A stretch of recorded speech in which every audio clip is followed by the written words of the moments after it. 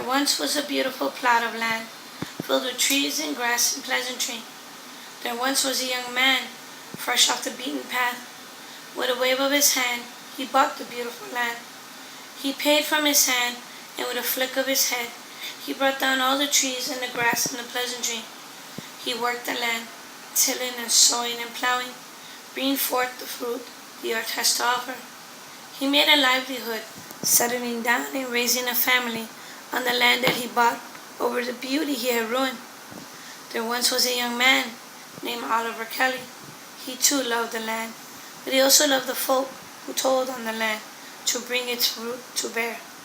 He saw the great dangers to come and the trials that would come into their hands, the great speeding bullets that traveled over the land, on the track that was speeding oh so quickly over our fair country.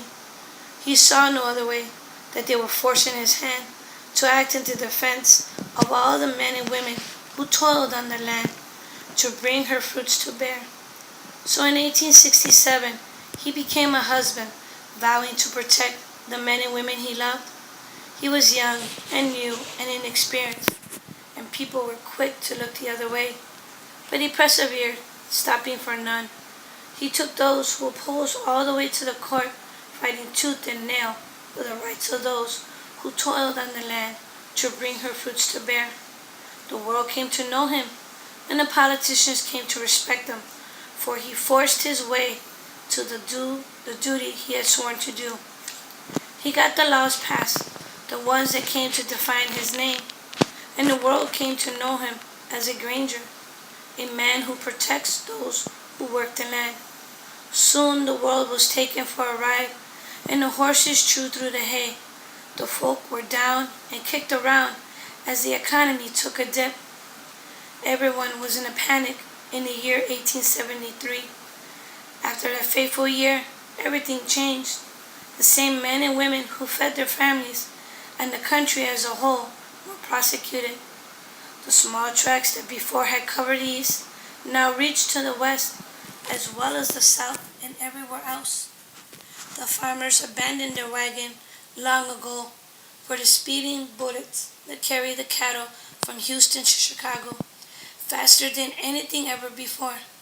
The men who owned these bullets got fat and lazy on the tickets they sold to the men and women who toiled on the land to bring her fruit to bear. The world got their produce and more people ate, but the farmers suffered unfairly. They toiled the land and pushed their herds for the railroad tycoons who gobbled up their money and asked for more. The ticket price shot high into the sky, and the fruit from the earth was sold for the price of dirt. Some men who profited from these hard times were found to be going against the law. They rant and they raved, and they took it to the court of law. Old Mune wanted to keep the farmers in an unfair state. The fight dragged on from 1876 to late 77.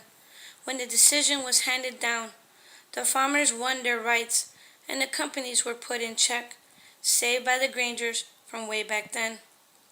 The state won the right to regulate the tickets, and everyone relaxed, and soon the picket fence were painted with fresh coat of paint. The Grangers were great, and Kelly kept his oath to protect the men and women who toiled on the land to bring her fruit to bear, to feed their families, and provide for all. The fat men were not to be deterred.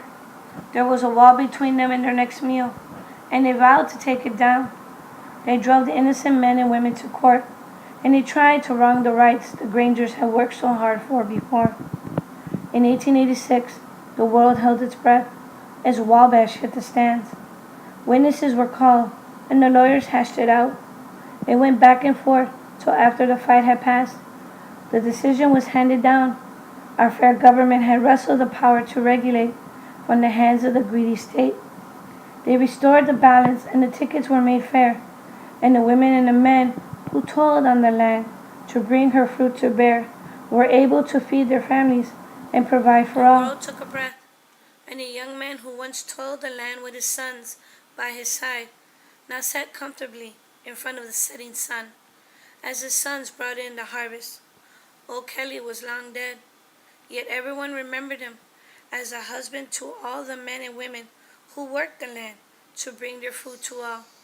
He cleared the way for the farmers to come, and he helped those who lay cold in their graves to finally rest because they knew that the prices were fair.